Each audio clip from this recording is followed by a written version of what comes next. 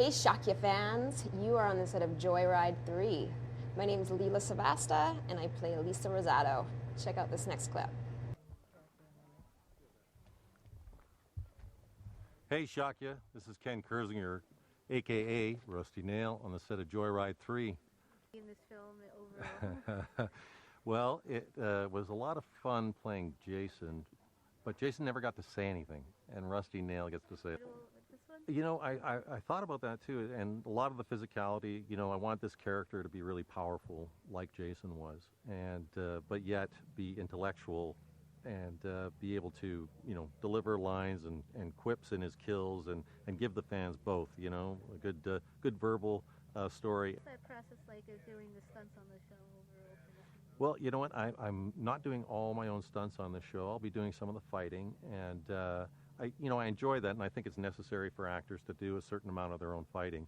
Having been a stuntman for a long time, I had to make a sort of conscious choice to leave that behind and move into another career. And I feel like if you want to be an actor, you need to commit 100% to being an actor. So, you know, it's bittersweet leaving that career and history and everything behind. You're in this series, so what was that process like? You know, when I read the script, and I had watched the original, the first two movies. Actually, I was in the second one as the stunt double for Rusty Nail. So what I saw in the script for this character in this movie was that they were giving him a lot more depth. The character is more playful, more dangerous, and just... Hey Shockya, welcome to the set of Joyride 3. My name is Benjamin Hollingsworth, and I play Mickey Cole. This is an exclusive. To tell you the truth, the first drive-in movie I'd ever seen was Joyride. I took a girl, my wife's not gonna like this story. I took a girl, wasn't my wife, but I didn't meet my wife until 2 years ago, so.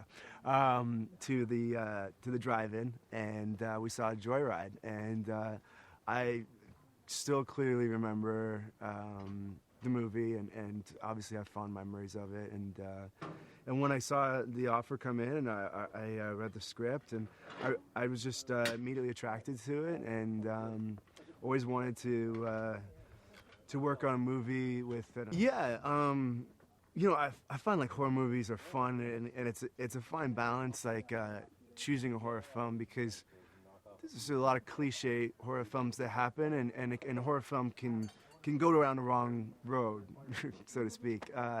And I think the Joyride franchise is really cool because of Rusty Nails, and because of the truck itself is almost just as lethal and just as much of a villain as Rusty Nail.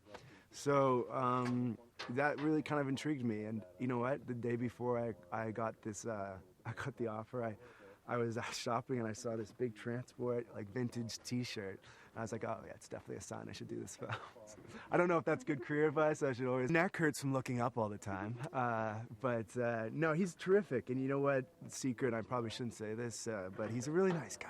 He's a great guy. You know, and terrific actor, really experienced guy. And we did a little stunt the other day, and he lifted me right off my feet and yanked me off, and he's strong, you know. He's a terrific actor and one of the best, so it was fun to work. Yeah, I mean, anytime I can get physical with like I try and do as many stunts as possible. Producers don't always let me do all of them because of the insurance risk involved, but when you can, like, get underneath there and jack your head up against the truck, I do it, and yeah, I think it helps with the scene.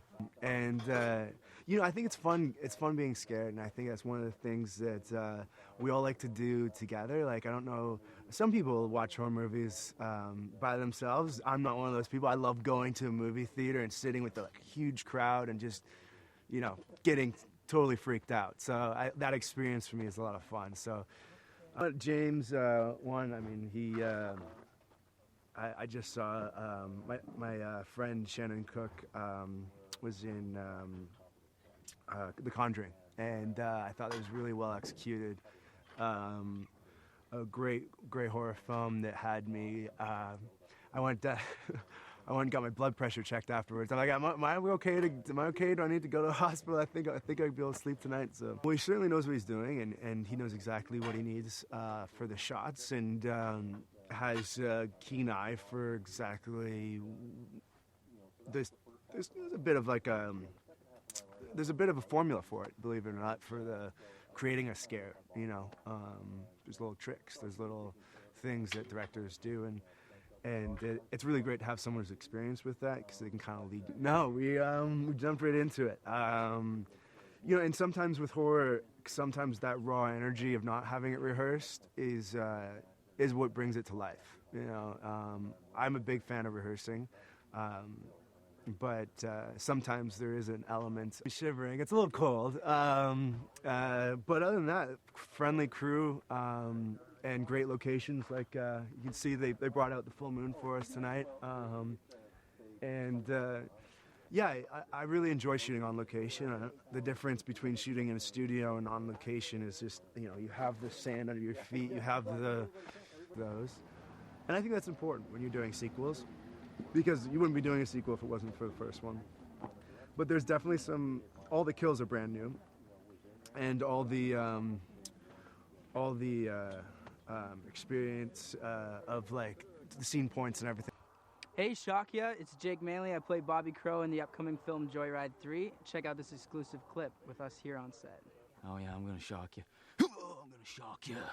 Jesse Hutch here. I play Jordan Wells on Joyride 3, and this is an exclusive clip. And this is an exclusive clip for Joyride 3. Shock you, folks. My character is Jordan Wells. Jordan Wells is a racer, a rally racer. If you look on the Subaru car, you'll notice that it says Jordan Wells Racing. It's because it's my car, and the team belongs to me, and we all work together. And we are heading to a race. And on our way to that race, we're trying to cut some time. Well, we're actually on location a lot, so we're not in a studio. We are literally out in the trees. We're out on highways, so we have roads closed down. We have police out making sure the traffic isn't coming in.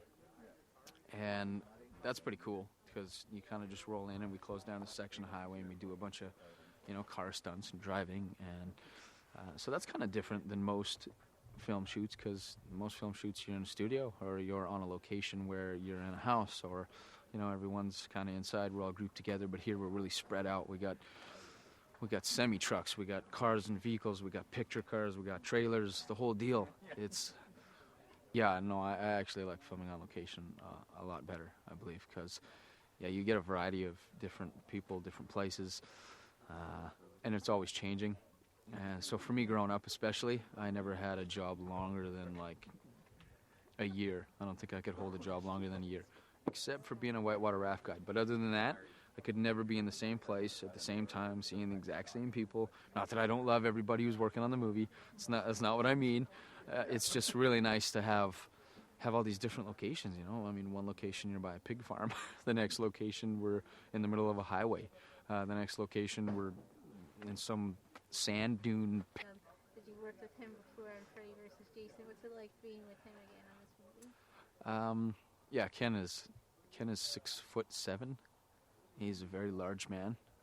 He's the kind of guy that you don't want him to punch you in the head or anything, but he's so nice that I can't see him punching you in the head, but you don't want to take any chances.